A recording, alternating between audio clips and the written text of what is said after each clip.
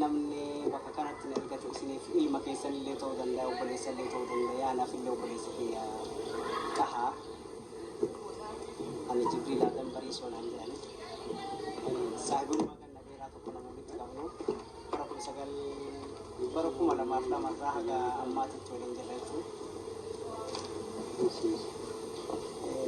Har'a ijatti isaa kana Ifrah mana barumsaa oolmaa daa'immanii keessatti achirratti baratteetiin har'a xumura irraa qabdii bakka sana irratti na argamii waan naan jedheef akka yaadaatti an silaa kaleessa galgala irraa asitti argamu ture. Wanni martinuu waan rabbi fidhe ta'a rakkoo wayii nu mudattee rakkina sana irraa jecha irratti osoo hin argamin hagammaatitti ture. Garuu ammoo wal arguu fi wal barachuun kennallee sababa isiitiin haa ta'u malee yaada duraanuu isin arguu fi isinillee maatii isaa kanneen barachuudhaaf yaada guddaa irraa qaba. Rabbiin ammootu Ifrah sababaa nuu godhee wal nu agarsiise wal barnoota gaarii nu haa ta'u isiniin jedha. Inni illee abbaan Ifrah kun amma gaa biyya faranjii keessa jira. Biyya faranjii sun ammootu namni waa guddootti illee irraa laaluu ni mala isin gabrummaa addaati biyyuma gabrummaa jala gabrummaa karooroo guddoo jala baqateetuma gabrummaa malaan itti gabrummaa keessa seene tolchuun wayitu akka isaan goone jechuudha jedhe. Rakkatus sila sama ofii keessa jiraatan keessa irratti illee nama jiraachuu danda'u. Garuu haalummaan nama hedduu biyyaa baasutu sallee biyyaa baase. Inshallah ammoo yoo rabbi irraa ta'e Ifrahatti illee isinii maatii isaa obboleeyyan fi firoota abboota isaatitti illee ni deebi'a yeroo gabaabduu keessatti yoo rabbi biraa taate. Sun hundinuu amrii rabbi harka jirtu. Kanaaf Ifrahalleen abbaa isii sangaa hin dhageetti malee hin beektu anatu si irra beekaayu jechuun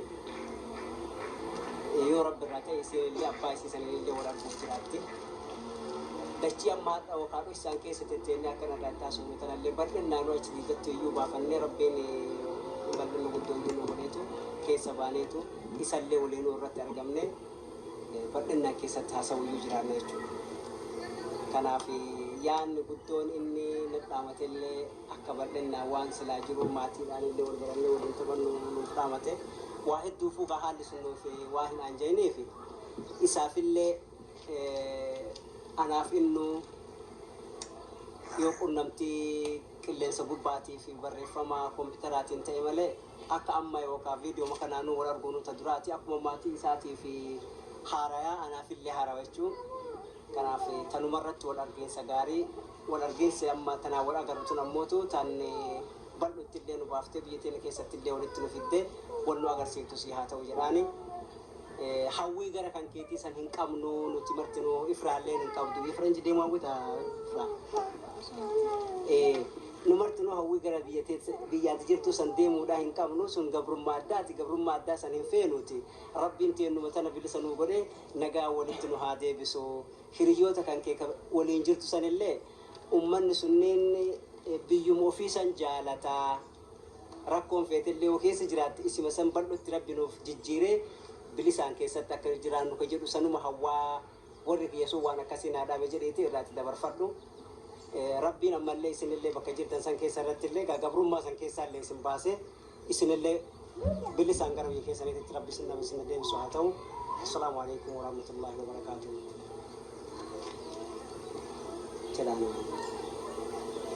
Bismillahirrahmanirrahim.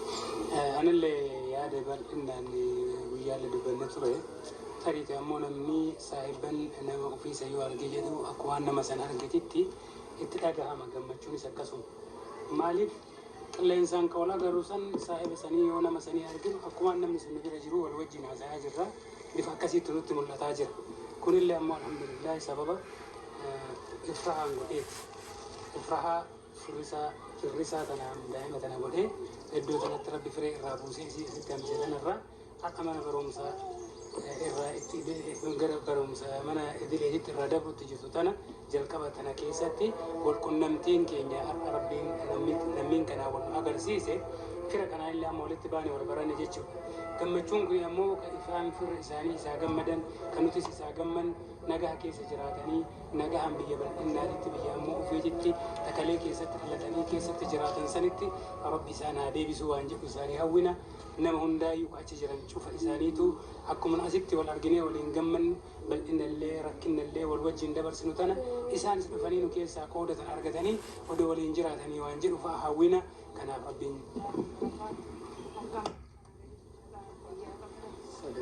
yaada keessan malee alhamdulillah baga gammaddeellee gammachuu kana yaada ammas yaada seesituu jedhu ani haataaf daraageetti mari'an.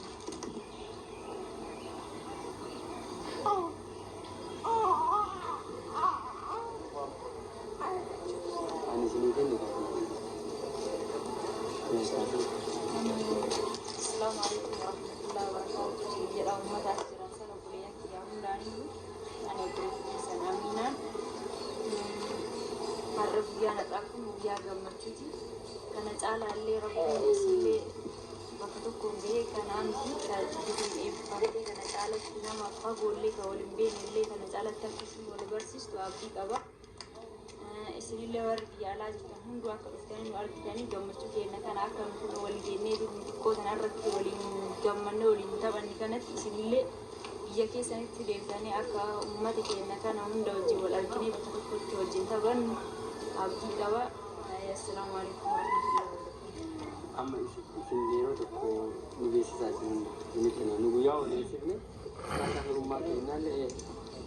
firummaa kennaallee akkaataa maatii hundaatu isin amma isin dabatu isin sirriitti dhaamsa biraan nu bahe qaamaanillee waa hundaanuu isin tola. Gaarii yaa obboleessa keenya dhaamsa gabaabduu tana namni na dura hedduu yeroo dheertuu irratti haasawanii turanii ani akkuma rakkoo aksidaantii siin jedhe saniin duubatti hafeeti akka duraa dhufellee amma gaa nama kanneen mee dhaamsuma afaan takka qofa walirraa irraatti fuuna jedhe namni kun ammootu kan maatii kanneen wajjin bakka kanatti dhufee argame Muhammad Huseeniiti.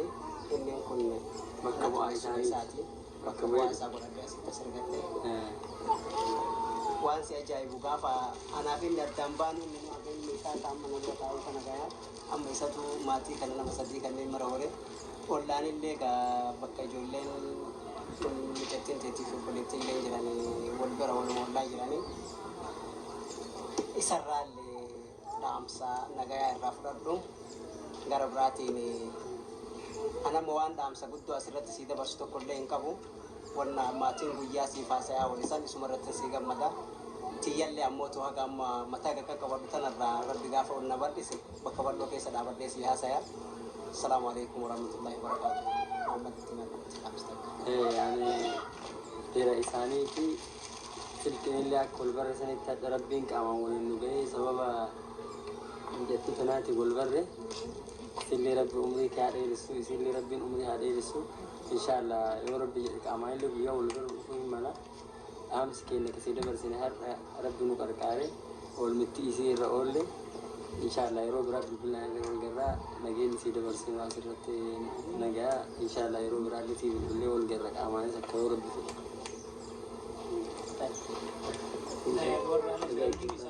Hundi isaaniitu nagaa itti dhaamanne. Badriya, Habiba, Taaliyaa, Abdul Fattahan, ammallee Zabiba, Daabbaan ammoo akkasuma isaan nama guddaa isaan dura aansuu qabnaa ture boodatti hambifnee san dhiifama guddaa nu haa godhanii maaliif abbaa nama maraatiin kenna marallee ka walitti nu qabee hunda keenyaayyuu irratti jalqaba yookaan dubbisuu qabnu isaan ture jalqaba ammoo nu deebinee akkanaa wal jambarre san isaan nutti ilaallatini dhiifama guddaa nu haa godhanii tahaan immoo kana laaltee atillee irraa gammaddee nullee gammachuu irratti walitti nu haa deebisu siin jedha namni nama asitti argaman maqaa isaanii hundi isaanii himanii jiran amma Jamaaliin Agabaw isaanii mucaan amma haaraa walitti himi amma illee karee fi kabiraa haaraa isaanii himani.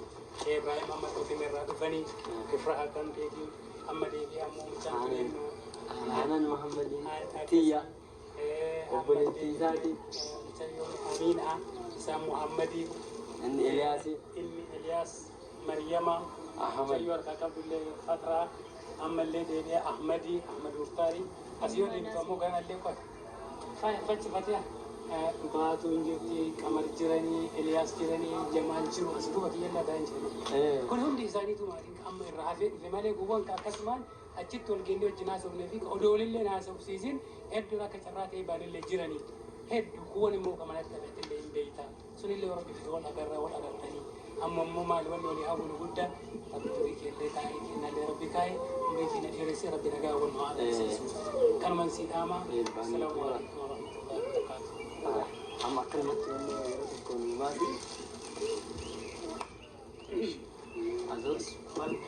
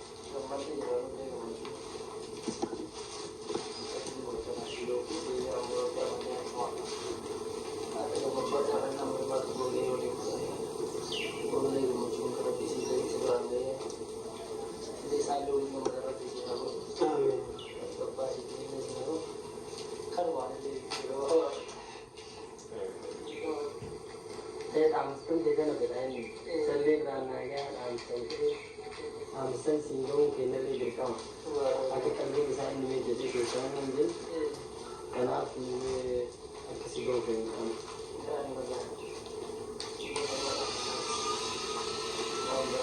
Bangga ni ada di sini. Ini berisi tak? Bisa. Ini ada di bisa. Ya bisa. Ya bisa. Lega si apa? Agam. Ay, masih di sini baru kecil sama kawan dari waktu. Tahun mahal diulang.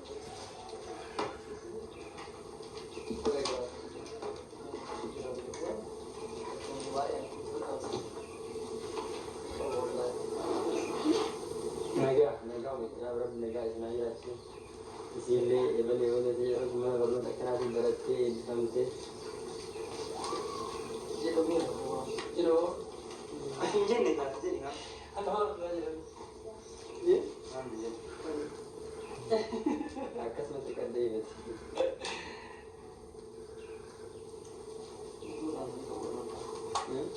Asik kamu cuma kan namanya?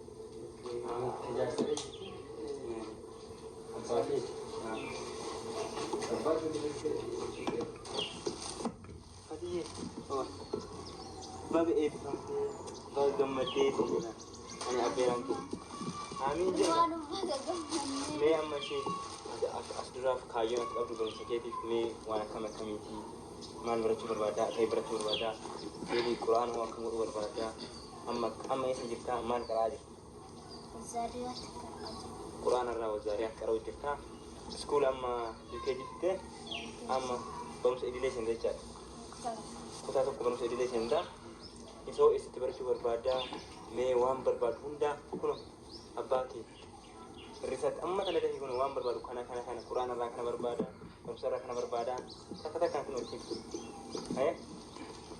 sudah ada kali akka bersitung ya senjit kita baca ke wang da wal senjit wang da terkait kimiti wang kan ke wala berbadu ketibu kuno ana da hafiz berbada Quran Allah amma da isa anjir baru baru sadde hatta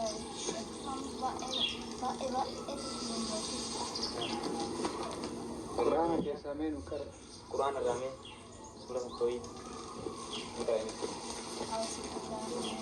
سر السقالي والفول نه لقى وكتاب مسطور في رق منشور والبيت أجل سر والبحر المسجور إن عذاب ربك لواقع ما له من شافع يوم تمور السماء مورا وتسير الجبال سيرا فويل يومئذ للمكذبين الذين هم في كود يلعبون يوم يدعون إلى نار جهنم دعا هذه النار التي كنتم بها تكذبون أفسحر هذا ما أنتم لا تبصرون اصلوها فاصبروا أو لا تصبرون سواء عليكم إنما تجزون ما كنتم تعملون إن المتقين في جنات ونعيم فاكهين مما آتاهم ربهم ووقاهم ربهم عذاب الجحيم كلوا واشربوا هنيئا بما كنتم تعملون متكئين على سرر مصفوفة وزوجناهم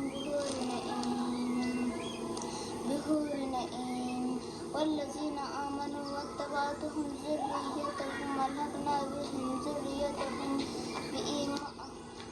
ذريتهم وما ألتناهم من عملهم من شيء كل امرئ بما كسب رهين وأمددناهم بفاكهة ولحم مما اشتهوا يتنازعون فيها كأسا لا لغو فيها ولا تأثيم صدق الله العظيم ما شاء الله قالتهمي يا مو قرآن كان إيسا قرأوا بربادا يوكام مدرسة مو سينو بربادا مو قرآن مقرأة برمسان كيف سو بربادا يوم يوكام بردفو mana barumsa madrasa illee qabu ka quraana ka mana barnootaa illee qabu madrasa illee of keessa qabu jira isa seenuu barbaadamu bakka amma itti barataa turte kana naaf yaadi kan isa barachuu barbaada.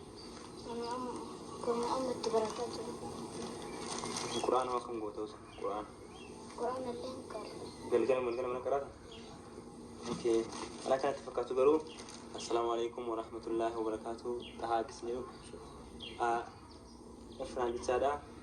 Barumsa ofiis haalaan hordofutti jirti moo akka kan dhiyaan hordoftu nama imaana qabu wanti nama laafa yoo imaanni jiraate wanti hundu nama laafa kanaaf wanti ati jechuu barbaade bara dhufu jechaadha mucayyoota mana barnoota kulafaan jira najjaashin jira mannoonni mana barnoota ka wannaa qabu madrasaa of keessaa qabu jechaadha achitti galchitee osoo qaraate ati quraana liqaadhaa osoo osoo barattee bareeda ta'a jedhee yaada kanaaf waan natti fakkaatu himee meelaaliitii akkasitti waan ishee ta'ullee ishillee marachiisii kanaafuu irratti jabeessii barumsa isii kakaasii akka boru fakkeenya taatee namoota duuba isii jiraniif jechaadha deemtu jecha kanaafuu jajjabeessisiin jedha assalaamu alaikum warahmatullaahi wabarakaatuh siin jedha.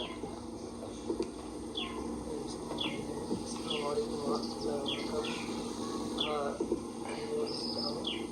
Bapak yang kami jadi para bapak dia ada kira polisi hagau ya ada gimana katanya ada peraturan dari polisi hagau amat dari takkan orang yang tahan nama ya dan beritakan nama bergerak ya dan nama rayu akan kau fahami ya doan telepon nama kebis awal soal nama ni ya ada terus juga rayu masuk ke dalam ada kan वर्तु याद गाड़ी सिर्फ कवा जार लगाड़ी से आशा गाड़ी से रासा अक्कस जवाब दूँगे चिकन ले आगे डंडे अमीन वामी अखबाम तो फिरत हाल गाड़ीन सिवरा लेते थे अच्छी सिवरा तुक्कत अगर डंडे थे स्वादन था अखबाम तुगुती और लेते थे चाले लोग विद्यान तावत अक्कस सिवरा लेते सोते थे